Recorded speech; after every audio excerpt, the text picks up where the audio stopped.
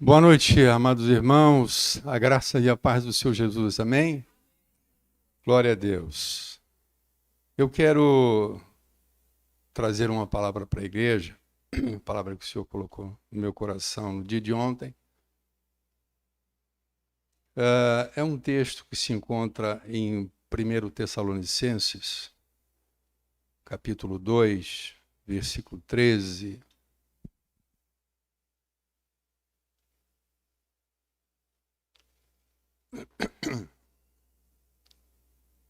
Primeiro Tessalonicenses, capítulo 2, versículo 13. Eu intitulo esse sermão com as palavras Palavra de Deus versus Palavra de homens.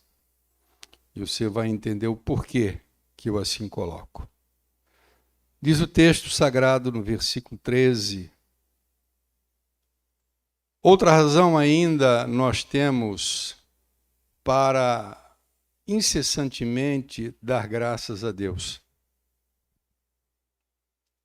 É que, tendo vós recebido a palavra que de nós ouvistes, que é a palavra de Deus,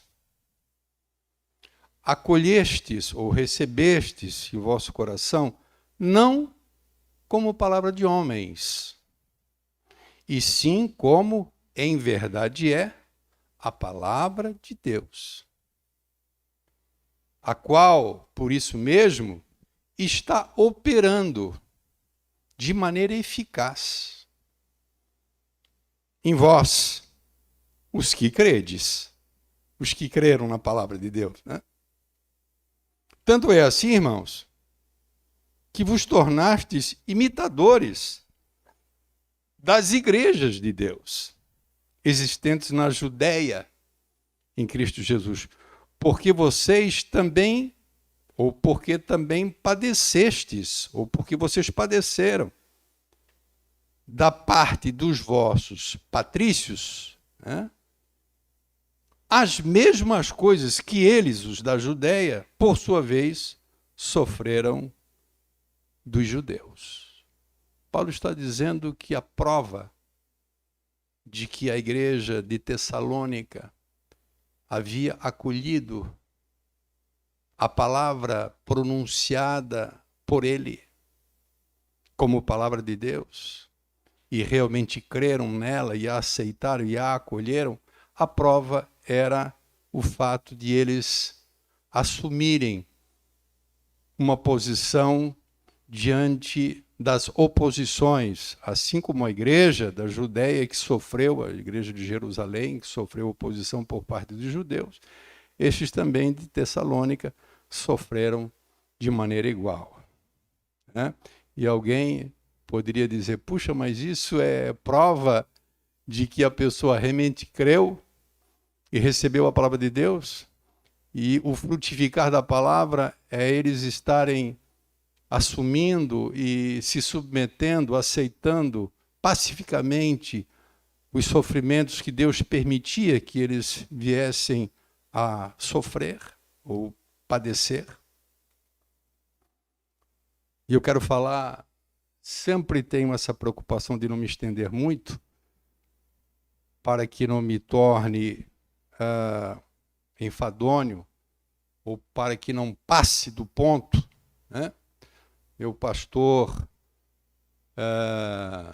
muitos anos atrás, um pastor que eu tive, dizia que a mensagem ela tem um ponto onde ela está madura, né? E muitas vezes a gente para quando ela está madura para deixar um pouquinho de fome ainda nas pessoas, né? Mas quando você passa muito do ponto, né, às vezes você pode ser um pouco enfadonho. Muito embora você esteja fazendo menção da palavra de Deus. Paulo se alegra pela igreja ter recebido as suas palavras como palavra de Deus. Eu digo suas palavras porque a palavra de Deus ela é oferecida e ela é exposta através das palavras, né, do talento, do dom, do chamado de um homem, de uma mulher. Né?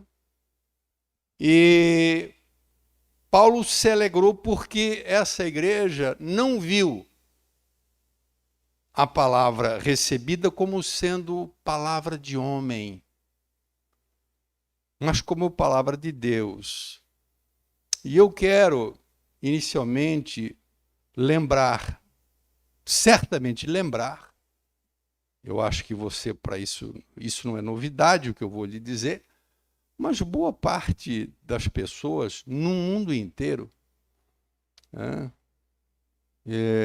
especialmente nesse tempo, no velho mundo, no mundo europeu, né, onde as igrejas se transformaram em cinemas, em bibliotecas, né, países que foram o berço da reforma, de avivamentos, e hoje o evangelho perece.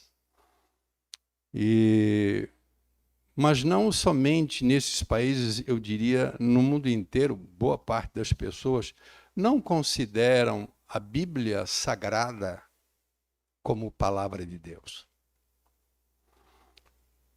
Eles não consideram ela como a inerrante, infalível, inspirada palavra de Deus. Eles veem como palavra de homens. E a justificativa, a tentativa de justificativa para a opinião dessas pessoas é afirmarem que este livro foi escrito por homens. É fruto de imaginação de homens, de ideia de homens, né? Pensamento de homens, vontade humana. Por isso, em parte, porque existe outra razão também, mas em parte pelo fato de eles afirmarem, esse livro aí foi livro escrito por homens. Há 2.000 anos atrás, mais 3.000 anos atrás, numa cultura totalmente distante da nossa, num contexto social totalmente, cultural totalmente diferente de nós. Existe um abismo que nos separa. Isso aí foram coisas escritas e registradas por homens. Mas a própria palavra de Deus proclama a seu próprio favor o fato de serem elas, muito embora escritas por homens, inspiradas ou inspirados por Deus. O fato de alguém, por exemplo, escrever uma carta para mim, digamos que eu, como boa parte das cartas do apóstolo Paulo, não foi ele que redigiu. Sempre tinha alguém que escrevia para ele. E no final, às vezes, ele dizia, agora, né, com a minha própria letra, bem grande e tal, eu assino e tal, no final da carta. E aí quem escreveu foi um amigo dele, foi lá o que estava acompanhando. A carta era de quem? Era de Paulo. Mas quem escreveu foi o fulano. A Bíblia foi escrita por homens, mas esses homens foram divinamente inspirados. Por isso que o apóstolo Paulo, quando ele escreve a sua carta ao Timóteo, no capítulo 3, ele diz assim, Timóteo, toda a Escritura, ela é inspirada por Deus. E ela é útil, ela é proveitosa para o ensino, para a repreensão, para a correção, para a educação na justiça, a fim de que todo homem esteja preparado para as boas obras, a fim de que aquele que é ensinado, educado na palavra, ele se torne alguém que frutifique boas obras. Aquilo que Jesus falou, que o mundo veja as suas boas obras, né? A luz do mundo, a luz da igreja manifesta no mundo, se dá especialmente através das boas obras. E Paulo está dizendo que as Escrituras, exatamente por terem sido inspiradas por Deus e escritas pelos homens, mas inspiradas por Deus, têm essa condição para o ensino. Ela tem uma utilidade. O apóstolo Pedro, quando ele escreve também a sua segunda epístola, referindo-se às profecias, mais especificamente a respeito da vinda do Messias, e ele diz, olha, referindo-se aos profetas que escreveram, está lá, muitas das profecias, ele disse, santos homens falaram da parte de Deus, movidos pelo Espírito Santo. Muitas dessas mensagens foram registradas e temos hoje nas Escrituras. Foi Isaías que escreveu, foi o Ezequiel, foi o Jeremias. Mas quem inspirou foi Deus. O fato da Bíblia ter sido escrita por homens não a desqualifica como a inerrante, infalível palavra de Deus.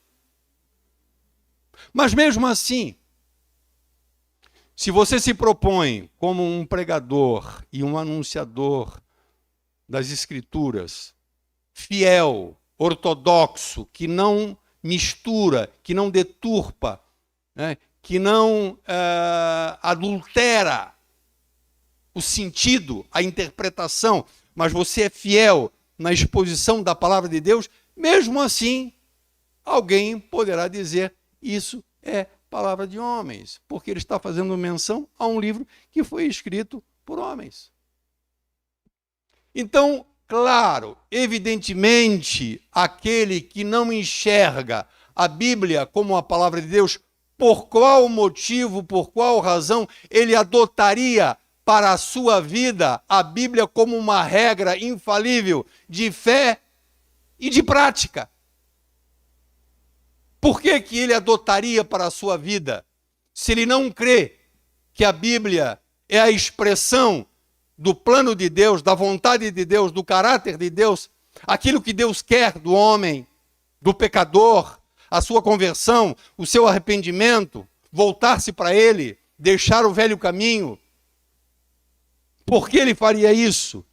Claro, muitos daqueles que estão nessa condição, se não forem socorridos, ajudados, se Deus não intervir, seguramente essas pessoas permanecerão e perecerão nos seus próprios pensamentos, nos seus próprios caminhos. E eles vão dizer, por que que eu vou adotar isso para mim? Por que que eu vou adotar a vontade de homens para mim? Por que eu quero isso para mim? O que que vale? Um cara escreveu há 3.000 anos atrás. Qual é a minha vantagem em ser moldado à vontade de homens? Eu tenho a minha própria vontade, eu dirijo a minha vida, eu sou o protagonista da minha vida, da minha história, e não vai ser ninguém, nem mesmo a Bíblia, que vai determinar o que eu vou fazer, porque a Bíblia nada mais é do que a expressão de vontade de homens. Por que ou para que me serve preceitos humanos? Por que que eu tenho que crer em milagres se eu acho que isso daí, esses relatos miraculosos, nada mais são do que o fruto da imaginação de homens, imaginação humana? Eu não vou seguir, não vou adotar isso para a minha vida. Mas a pergunta é para você: como você vê a Bíblia Sagrada? Como você encara a Bíblia? E você, precipitadamente, alguém vai dizer, pá, que dúvida, pastor. Eu a tenho como palavra de Deus. E aí a pergunta é, você tem adotado para você como regra de fé e de prática? Se você tem dificuldades em praticar aquilo que ela recomenda, pelo menos existe um gemido dentro do teu coração para você se moldar ao que ela recomenda, se você crê realmente que é a palavra de Deus. Eu não me surpreendo se eu souber que existe um grande contingente dentro de igrejas que estão na igreja não propriamente porque estão dispostas a seguirem, a obedecerem à palavra de Deus, mas com outro interesse. Mas o nosso irmão Tiago, ele diz que nós não devemos ser mero ouvinte, nós temos que ser praticantes da palavra de Deus. Jesus Cristo, aí fora está a tua mãe e teus irmãos. Querem falar contigo, Senhor. Jesus olha, fita firmemente para as pessoas que estavam ali e lhes pergunta: quem é minha mãe? Quem são os meus irmãos? E ele dá aquele tempo precioso para criar aquele suspense e ele mesmo responde: todo aquele que faz a vontade do meu Pai, que obedece a sua palavra, esse é meu pai, meu irmão, minha mãe, minha família. Como você encara a palavra de Deus? É importante a gente pensar antes de a gente falar para a gente mesmo. Existe isso dentro de nós, né? Se nós dissermos que somos 100% obedientes à palavra, muito provavelmente estamos, no mínimo, equivocados. Para não dizer que somos mentirosos, mas estamos equivocados. Mas quando nós falhamos, quando nós pifamos em algum detalhe que fere, né, que esbarra a palavra de Deus, o que vem ao nosso coração? Puxa, Senhor, por favor, muda a minha vida, me capacita, me faz amar mais a tua palavra, me faz mais desejoso de cumprir a tua palavra, se realmente a temos como palavra de Deus. Paulo disse: vocês receberam para Tessalônica como palavra de Deus e não como palavra de homens. E igreja, sabe qual é a prova? E todo mundo: qual, Paulo? Vocês estão sofrendo por amor a Jesus Cristo. Essa é a maior prova que vocês receberam como palavra de Deus. Vocês não rejeitaram o sofrimento que está sendo proposto a vocês. Mas, se o mundo não aceita a palavra de Deus, por um lado, porque acredita ou pensa que, pelo fato de ter sido escrito por homens, é simplesmente manifestação de vontade de homem, de pensamento de homem, eu quero dizer também que existe uma parte de pessoas que não aceitam como palavra de Deus, e aí, em um dado momento, dizem que é palavra de homens, porque em algum momento a palavra de Deus ela vai requerer um esforço desagradável. A palavra ela confronta. Interessante que Paulo, quando falou para Timóteo, iluminado por Deus, ele poderia dizer: Paulo, ou Timóteo, a palavra de Deus ela é ótima para levantar as pessoas, para deixar as pessoas animadas, para deixar as pessoas otimistas, para criar fé nas pessoas, para as pessoas prosperarem. A palavra de Deus, muito embora ela produza isso, mas o que ele fala da palavra de Deus, ele diz: a palavra de Deus ela é útil para corrigir, para repreender, para educar em justiça. Essa é a utilidade da palavra de Deus, é confrontar. Então, alguém não aceita porque é escrita por homens e outros não aceitam porque ela requer. Jesus Cristo disse: você quer me seguir? Ah, Senhor, claro que eu quero. Eu quero ver milagre todo dia, Jesus. Eu quero ver o Senhor ressuscitando o morto. Eu quero ver as tuas maravilhas. Ah, Senhor, eu quero me esbaldar nesse palco de milagre. Jesus disse: você quer me seguir? Quero, Senhor. Então negue-se a si mesmo. Tome a sua cruz. E siga. Puta, mas que mensagem ruim, Senhor. Hã? É chute na canela. Não, é palavra. É palavra de Deus. E Tessalônica entendeu muito bem isso.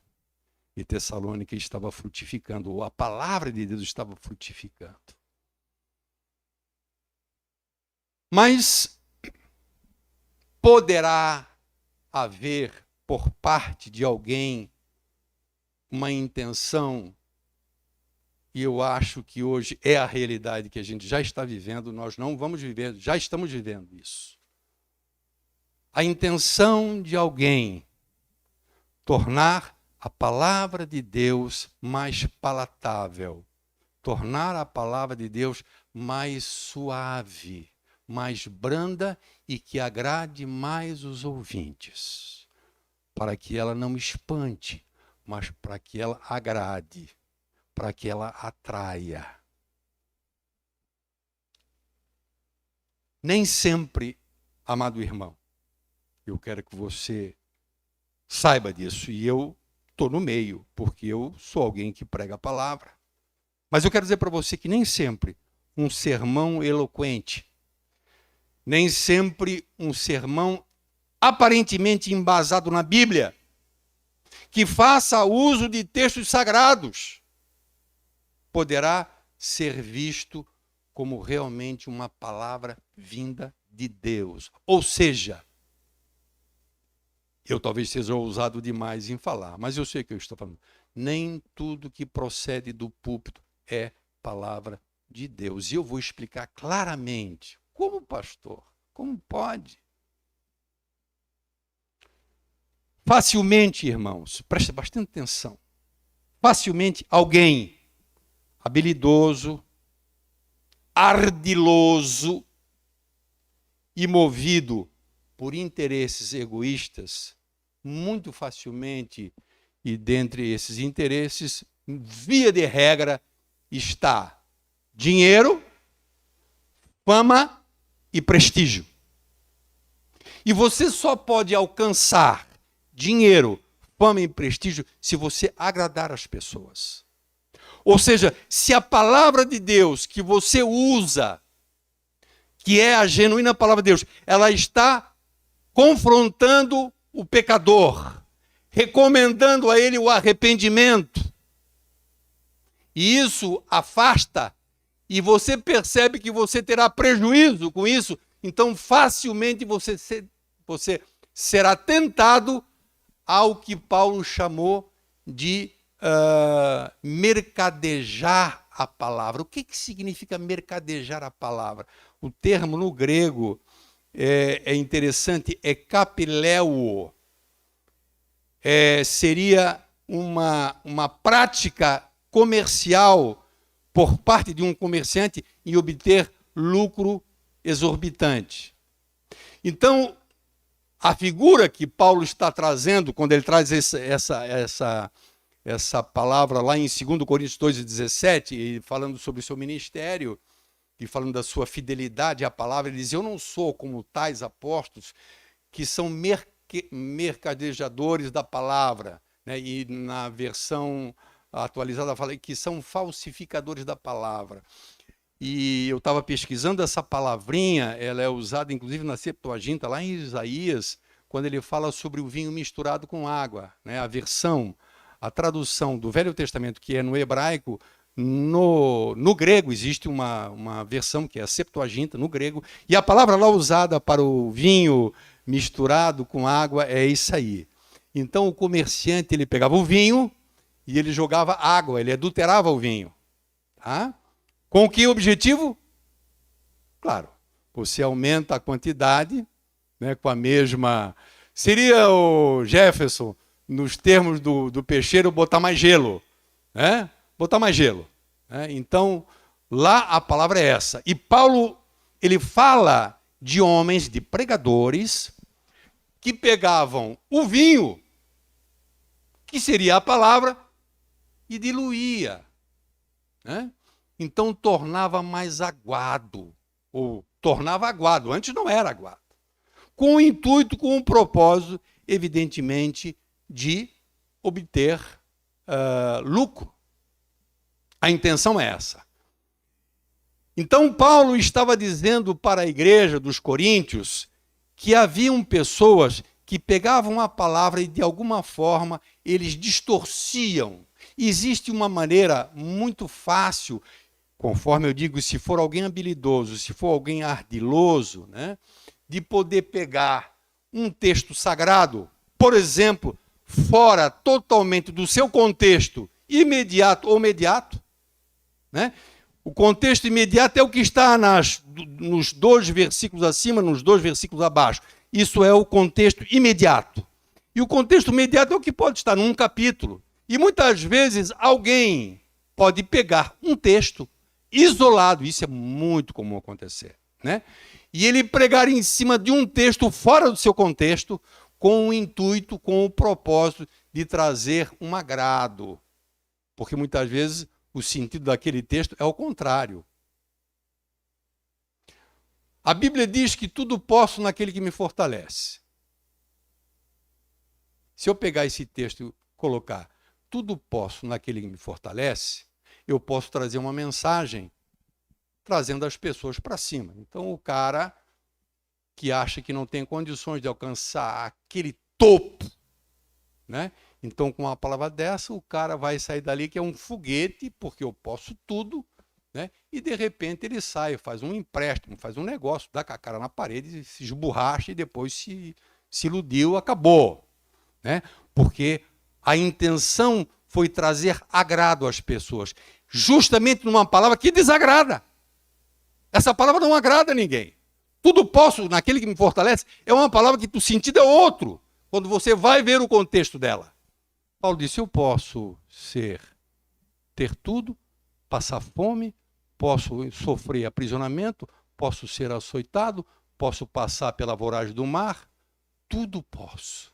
Naquele que me fortalece, aquele que me dá graça. Eu posso passar por um câncer, eu posso passar por um tratamento forte, eu posso passar pela adversidade, por quê? Porque o Senhor me fortalece, o sentido é esse.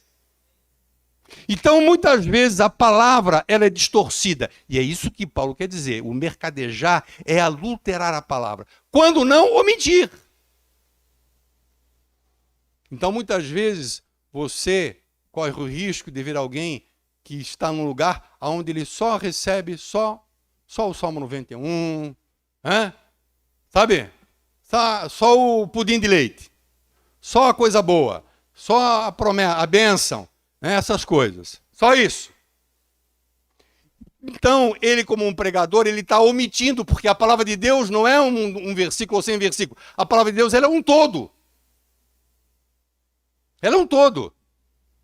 Por isso, Jesus Cristo, lá em Apocalipse, no último capítulo de Apocalipse, no capítulo 22, né, ele adverte sobre o fato de alguém acrescentar alguma coisa ou retirar. Lembram-se do texto lá em Apocalipse, que ele termina? Vamos ler lá, o Romero. Abre para mim lá em Apocalipse 22. Apocalipse 22, versículo 18. A conclusão do livro.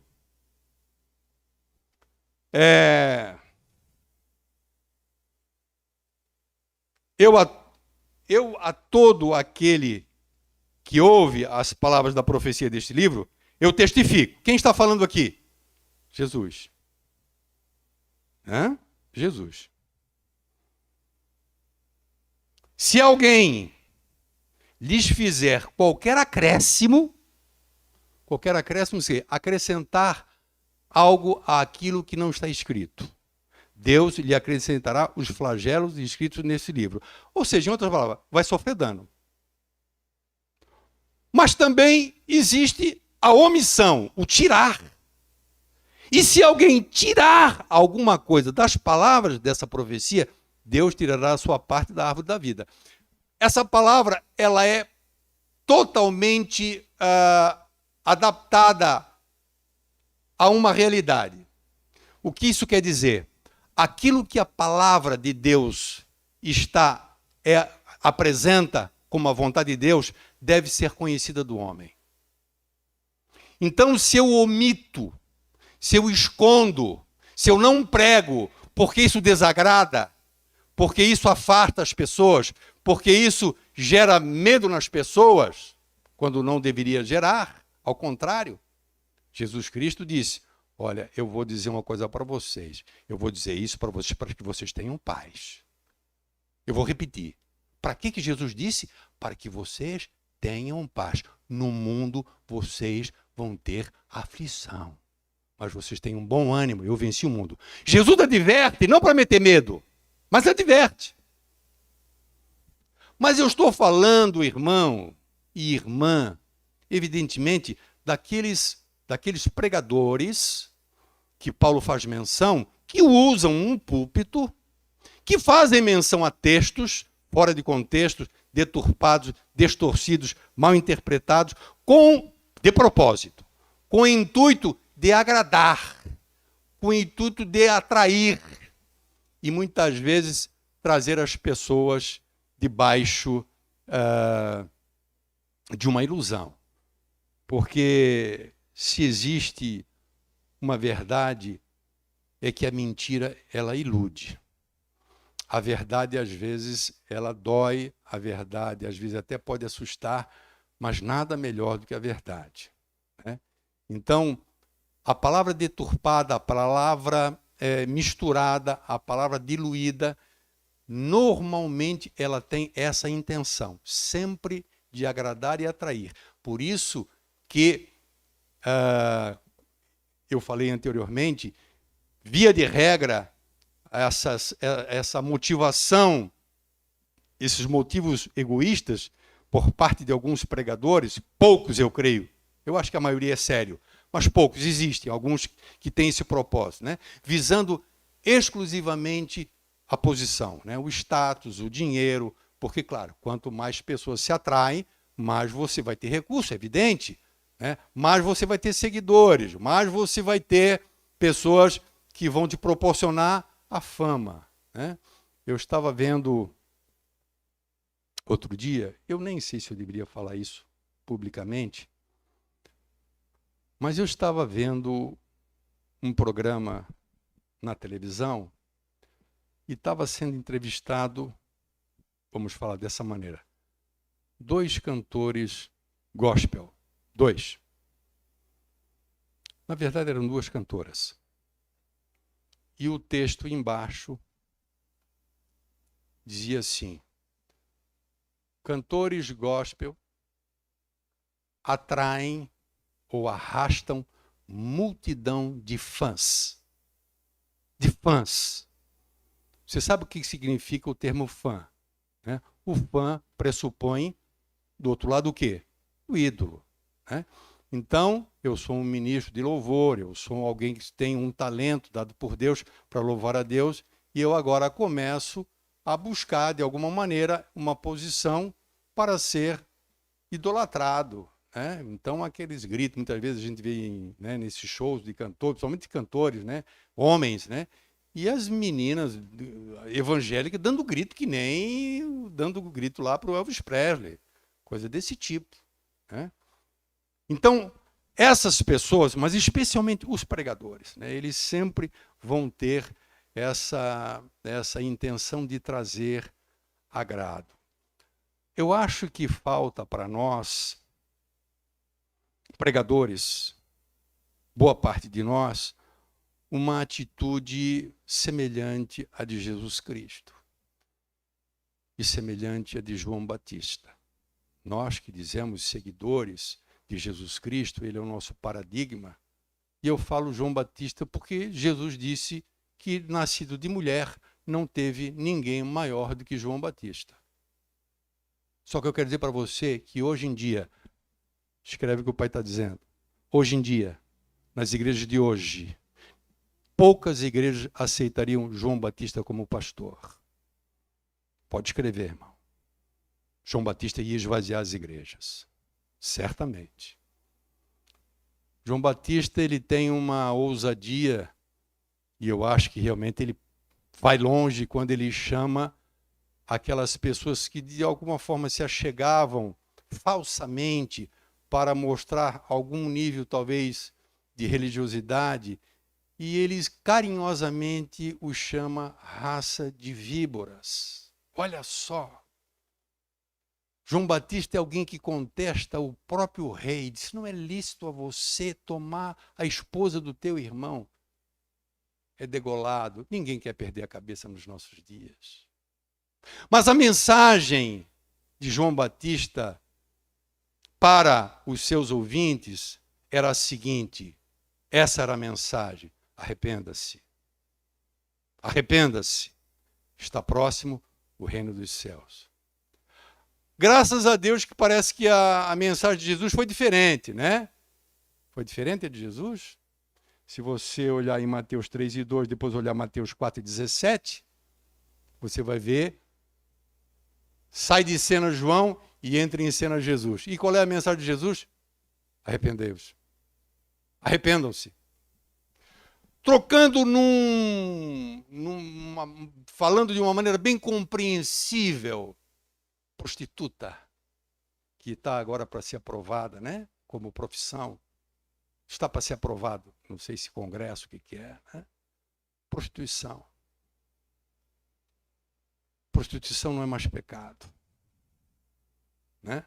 Homossexualidade não é mais pecado. Uma série de coisas que eram pecado, hoje não é pecado. E se você mandar um homossexual se arrepender, você vai receber um processo nas costas. Então você tem que receber o homossexual na igreja e dizer que Deus o aceita assim, ele pode permanecer assim. Essa é a realidade que nós já estamos vivendo. Já estamos vivendo isso. Palavra sendo adulterada, sendo misturada. Muitas pessoas fazem uso da passagem de Jesus Cristo quando ele chega para aquela adúltera, né, e as pessoas normalmente se apegam a essa parte. Olha só se o pastor não tem razão. Quiseram apedrejar a mulher, Jesus escreve no chão, os acusadores começam a olhar, o que estava escrito ali é um mistério, mas tinha alguma coisa ali, né? E aí, a começar pelos mais velhos, eles começam a vazar, cara. E fica só Jesus e a adúltera. Jesus levou para ela assim, olha para ela e diz assim, vem cá, onde é que estão os teus acusadores? Não te condenaram? E aí ela, Senhor, não me condenaram. Aí Jesus diz assim, eu também não te condeno. Ponto final para muitas pessoas, mas não é ponto final. Vá e não peques mais. Essa é a palavra de Jesus Cristo, que ele traz para nós. Eu posso receber qualquer pessoa nessa igreja e vou receber com alegria. Eu posso receber uma prostituta, eu posso receber um homossexual. Eu posso receber alguém que saiu da prisão. Eu posso receber um homem embriagado, como já recebemos algumas vezes. Ele vai ser ministrado, ele vai ser aconselhado, mas certamente ele vai ter que ouvir. Talvez, quando eu disser para o homossexual que o que ele tem é alguma coisa que o condena, como também eu fui alguém que era condenado por outras situações no passado, e hoje estou em Cristo, não pesa mais nenhuma condenação sobre mim, é assim que diz Romanos, mas sobre ele pesa, e é uma coisa que ele tem que pedir a Deus. Mas hoje já existe, inclusive, igrejas que recebem, né? E eu aqui não estou condenando absoluto, estou falando de uma constatação. Existe hoje igrejas, inclusive, né, onde os pastoras casadas, homossexuais, né? Então, essa palavra muito simpática, mas tem uma gota de veneno, chamado as igrejas inclusivas. Você receber pessoas dentro da igreja, você ministrar para as pessoas é uma coisa. Você estimulá-las a permanecerem, isso não. Jamais. Mas aí as pessoas correm. Isso daí. Qual é o meu interesse? É dinheiro? É fama? É prestígio? Se for, fatalmente, nós vamos mudar a pregação. Nós vamos deixar uma mensagem bem diluidinha. Nada de pirão, Romualdo, só pudim de leite. Hoje comemos pudim de leite, minha esposa fez pudim de leite lá, o pastor Daniel comeu, se acabou. Né? Coisa boa. Não comesse, né? Comesse? Não comesse? Não. O Jorge. 5 pedaços de Jorge, meu genro. 5 pedaços o Bush comeu. Meu Deus do céu, o homem é uma... Né? Então, por isso que a Bíblia Sagrada nos adverte a nós pregadores.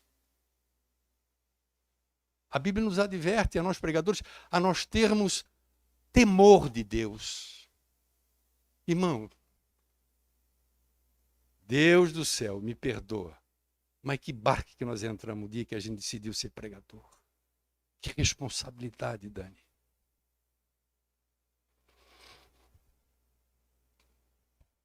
Que responsabilidade pesa sobre um pastor. Saber que ele tem que desagradar muitas vezes e não agradar as pessoas. Saber que muitas vezes as pessoas estão saindo porque estão sendo confrontadas, porque são bebês espirituais. Não pode ouvir uma ponta. Porque tem que ser só tapa nas costas, só dizer você é benção e não pode confrontar. Nós estamos gerando uma geração de crentes de vidro, de cristal. Nós não temos, boa parte de nós não tem a disposição e o temor. Irmãos, eu estou com 63 anos. E sem exagero. Meus filhos chegam às vezes em casa, segunda-feira eles sabem. Segunda-feira eu estou trancado no meu escritório. Estou aprendendo ainda. Entrei nesse caminho aos 25 anos.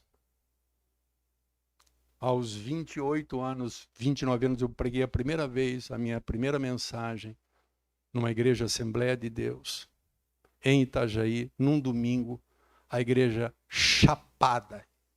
E eu nunca tinha pregado na minha vida. E o meu pastor, saudoso, o pastor Valdomiro, me pregou uma peça. E ele disse, irmão Fernando, o irmão vai trazer uma palavrinha no domingo, pode ser? Pelo amor de Deus, pastor, não faça isso comigo. Eu era corrido que nem o Sírio. Era corrido, Sírio.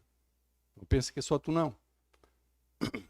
Eu chegava na igreja, irmão, atrasado. Eu já falei para você, lá a igreja Assembleia de Deus aqui na Rua Andrade não é aqui, né? Não é que nem aqui. Ela tem umas colunas, irmão. Eu chegava atrasado, 10 minutos, me escondia atrás da coluna, irmão. Ficava assim, atrás da coluna, assim, ó. Para o pastor não me ver. Porque eu tinha medo dele me chamar. E ele já tinha acenado, ele já tinha dado... Não, o irmão, qualquer precisa dar um testemunho aqui, essa coisa toda, tal. E aí eu disse para o pastor, pastor, não faz isso comigo, pastor. E a gente sempre arruma uma desculpa. Não procure dar justificativa para o teu pastor. O pastor, ele conhece as coisas, né? Às vezes o que entristece a gente é o fato das pessoas subestimar, não digo nem a nossa inteligência, mas a nossa experiência, né? E eu disse para o pastor assim, pastor, o senhor vai entrar numa fria, pastor. Eu com 28 anos, falando isso para o pastor de 60 e poucos anos. Ele disse, por que, irmão? Pastor, todo mundo sabe aqui que eu sou engenheiro civil. E a igreja, na época que eu fui congregar ali, predominantemente tinha um outro irmão que tinha um curso superior. E, sabe, olha só o que eu botei na cabeça. Sabe o que vai acontecer, pastor? Vão começar a dizer para o senhor que o senhor está fazendo isso porque eu sou um engenheiro, o senhor quer me agradar. Pastor, está cheio de gente dentro da igreja que tem muito mais, e era verdade, muito mais capacidade que eu para pregar. O senhor vai arrumar uma encrenca para o senhor. E eu querendo doido para cair fora, né? Que ele não pensasse e acreditasse. Ele assim, o irmão tem razão. Ele para mim, o irmão tem razão. Tem uma minoria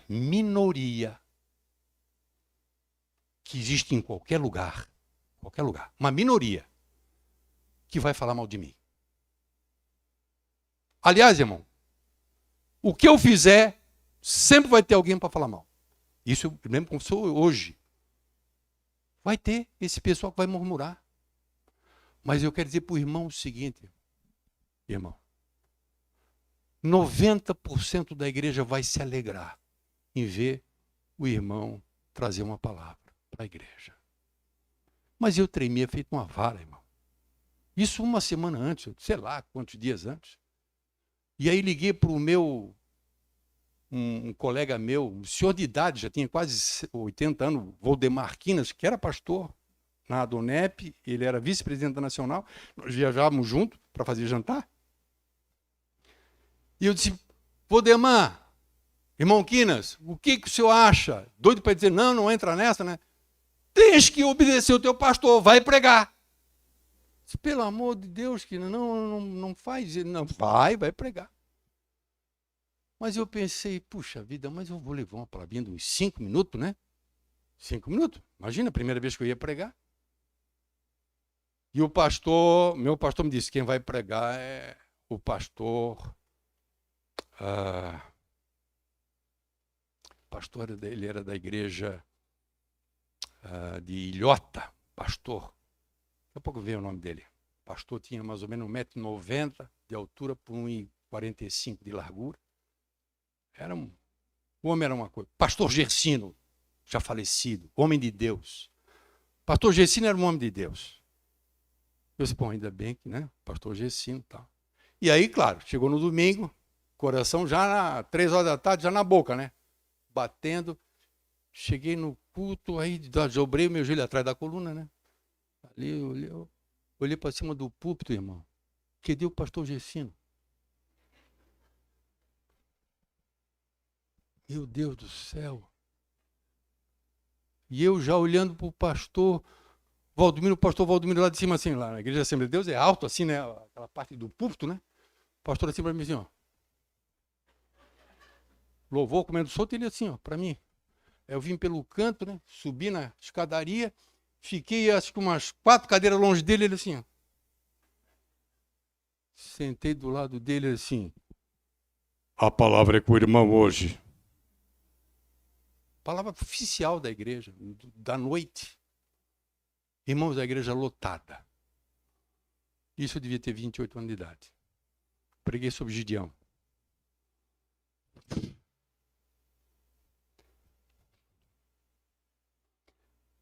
Deus é maravilhoso. Eu tinha uma mensagem para pregar 10 minutos. Mas eu preguei quase 1 hora. E aquele povo, como disse o pastor José Silva, pregar com torcida é bom, né? Porque o assembleiano é gritalhão, né, irmão? 3 palavras, glória a Deus, aleluia. Mais 5 palavras, nego pulando. E aí tu te anima, né, rapaz? Como diz o pastor José, pregar com torcida é bom, né? E aí foi 1 hora, irmão. E quando eu acabei de pregar, eu disse, meu Deus, não fui eu que preguei. Irmão, eu não estou brincando, tá? Se não fui eu, não pode. E o pastor Valdomiro disse, tá vendo, irmão? O irmão precisa ser mais usado. Isso com 28 anos de idade. Eu falei todo esse rodeio todo aí porque eu estou com 63. E todo domingo e toda quarta-feira é a mesma coisa. Me vem aquele frio na barriga. Pregando desde os 28 anos de idade. Sabe por quê, irmão? A responsabilidade de não entregar um vinho misturado, de não entregar uma mensagem falsificada, não trazer uma palavra de homem, mas trazer uma palavra de Deus, que requer busca. Dani sabe o que eu estou falando. Busca. É batalha, é luta, irmão. Irmão, quando Deus me entrega a mensagem que eu termino, você não imagina, mas eu me encosto na cadeira assim, irmão. Eu abro os braços assim, eu disse, meu Deus, agora estou aliviado. Porque é luta, irmão, é luta. É luta para você trazer a palavra, para você ter a palavra, para Deus te dar a palavra, você tem que pesquisar, você vai e você ora. E na hora de você entregar a mensagem, né, existe uma luta interior tão grande, porque existe essa responsabilidade. A Bíblia ela nos adverte, a nós pregadores, que nós devemos, sobre essa responsabilidade de realmente dar o alimento propício para o crescimento da igreja, a verdadeira palavra, a palavra de Deus. Mas toda vez que eu acrescento alguma coisa, ou eu omito alguma coisa, eu vou estar oferecendo uma palavra adulterada. É o termo que Paulo usa lá em 2 Coríntios. É a palavra mercadejada, é a palavra diluída, com o propósito de agradar as pessoas. Nenhum pregador, ele omite, ele deturpa, ele distorce o texto com o intuito de confrontar. A palavra por si só confronta, né? Quando se faz isso, se quer amenizar.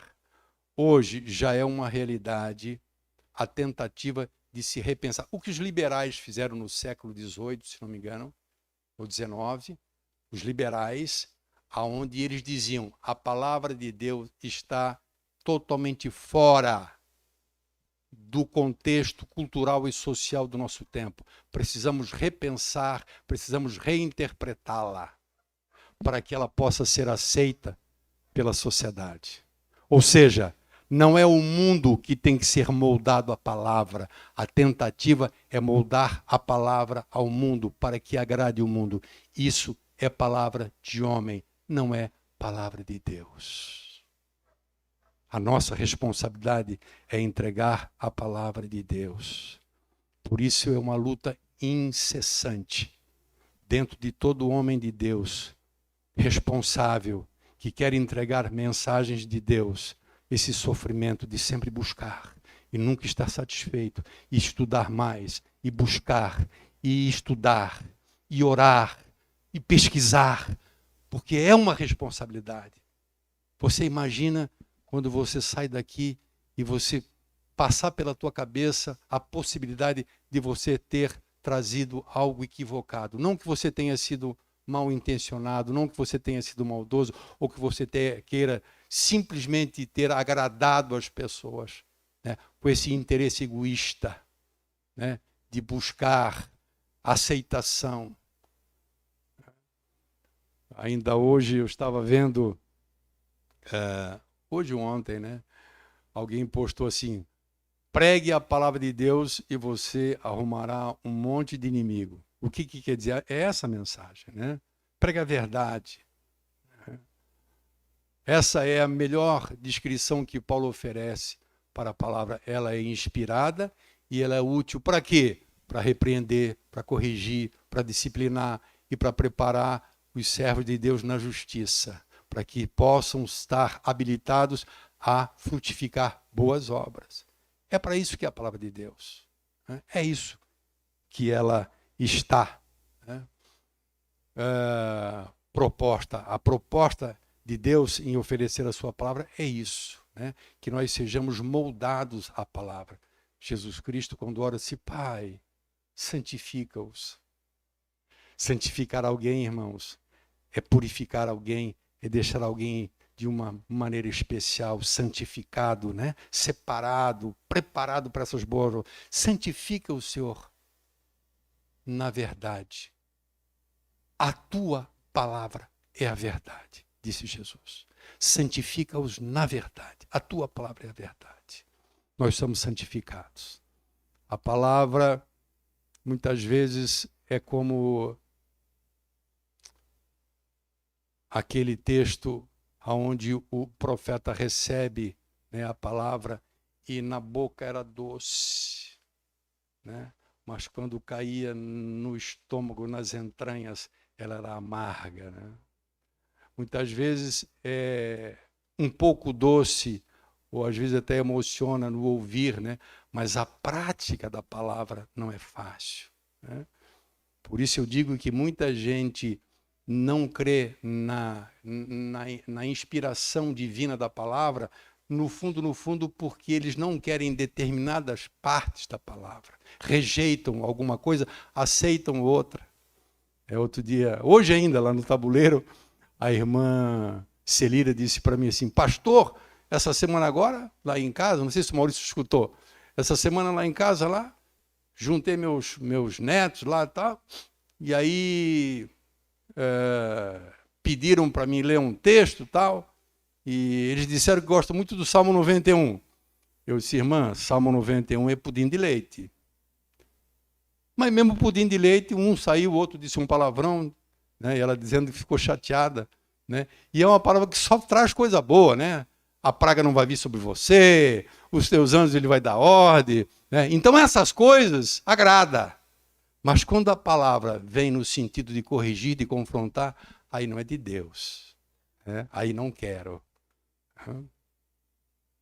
Essa responsabilidade é nossa. A mentira sedutora, a mentira, o vinho diluído, adulterado, é sedutor. Ele ilude, ele engana, ele cria falsa esperança. Falsa esperança. Mas, eu quero dizer para você que a verdade, por sua vez, o vinho bom, muitas vezes ele requer um esforço, poderia dizer até alguém, desumano. Eu sinceramente temo se nós estamos preparando, nós como pastores, a igreja. Eu não sei se essa igreja, essa geração, é a geração que vai presenciar e vai ver a volta de Jesus Cristo. Eu não quero muito entrar em detalhe, mas eu acho que nós não estamos preparando essa geração para a volta de Jesus. Porque não vai ser o que se prega hoje, não vai ser o que se imagina. Seguramente, muito certamente, a igreja vai experimentar nos últimos dias da terra o que experimentou nos primeiros dias, e alguém que defenda até a possibilidade de ser mais intenso. Então você imagina uma geração acostumada e tratada com pudim de leite, quando se deparar com situações como se depararam os nossos irmãos do passado. Os dispensacionalistas, que é uma linha da escatologia, eles não acreditam que a igreja vai passar pela grande tribulação. Sabe por quê? Sabe qual é o argumento deles? Eles dizem assim, puxa, Deus é amor. Deus é amor. E Deus não vai permitir que a igreja passe pela grande tribulação, que ela sofra. Precisa estudar e precisa ler um pouco sobre isso. E a resposta é o seguinte, sim, por quê? Deus mudou então? Como Deus mudou? Sim, mas a igreja do primeiro século foi martirizada. Famílias inteiras eram entregues nas arenas para serem devoradas vivos pelos leões. Os mártires, os primeiros cristãos, eram queimados em estaca, com fogo embaixo. E isso era espetáculo dentro das arenas. E eles não negavam, porque foram preparados, foram ensinados na palavra, não receberam vinho adulterado. Palavra de Deus e não palavra de homens. Palavra de homens, ela só beneficia quem apresenta. O povo que ouve, não. Amém? Fique de pé.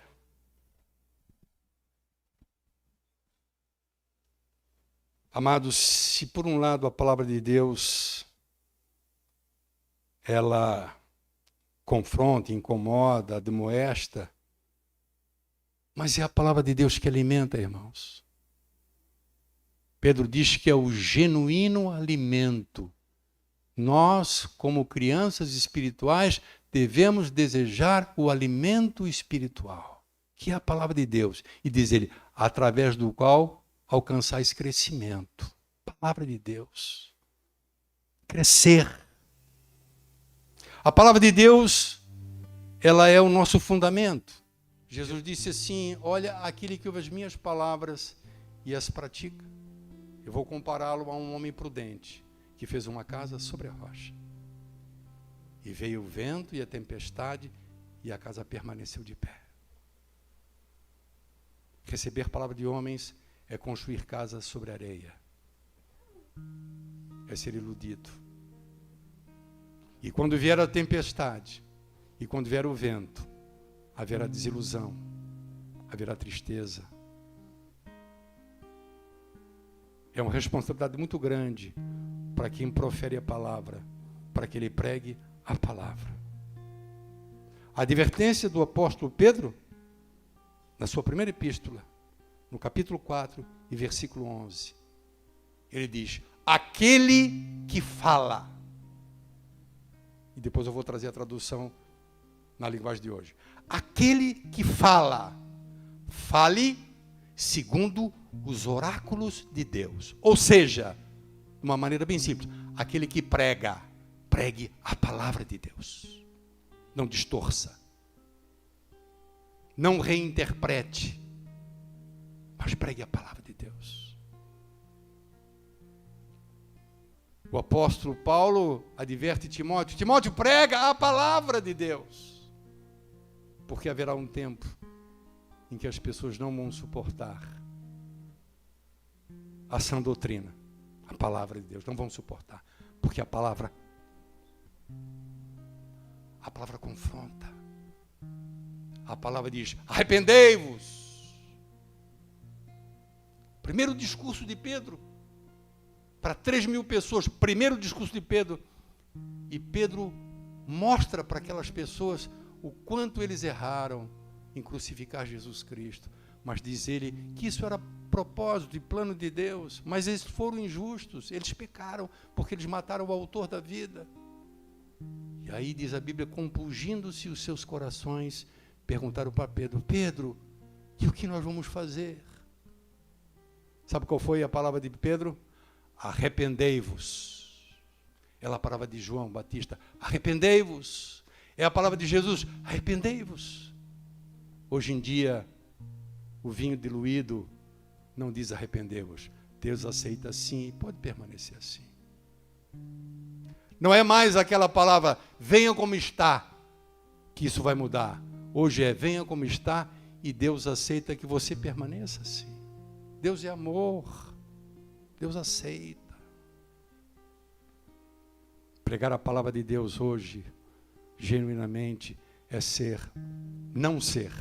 não ser politicamente correto. Está ficando estreito, irmão, cada vez mais. Sabe? E alguns já estão cedendo. Alguns já estão cedendo. Do nosso meio, já estão cedendo. Já estão revendo. Né? Porque está desagradando autoridades. Está, talvez, de repente, daqui a pouco, né, ferindo a lei. Mas e daí? O que diz Pedro? O que importa a nós? Ouvir vocês, ouvir a Cristo, ouvir a Deus. Quando mandavam eles calarem. Não falem mais nesse nome. Pedro dizia, o que importa a nós? O que é necessário? Ouvir vocês ou ouvir o Senhor? Mas vocês vão ser presos. Chicote nas costas, e o preso, e saiu de lá tudo alegre, feliz da vida, dando glória a Deus, porque se foram achados dignos de sofrer afrontas em nome do Senhor. Geração preparada por Cristo. Geração preparada por Cristo, por Paulo. Homens que pregaram a palavra.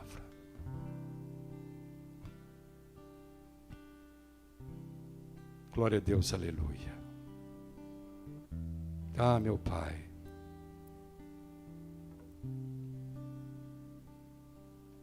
Eu quero te agradecer. Porque o Senhor, nesses dias, ainda coloca dentro do nosso coração temor. Sabemos, ó Deus, que somos falhos, que não sabemos tudo e que precisamos sempre crescer a ponto de chegar, Senhor, naquele estágio, conforme disse Paulo, servo que maneje bem a espada, que maneje bem a palavra. Que o Senhor nos ajude. Ajudados pelo Teu Espírito, com nosso esforço também, estudando a Tua palavra, pesquisando, Pai, empenhando o nosso tempo, nós possamos estar aptos de oferecer o alimento genuíno através do qual a igreja possa crescer.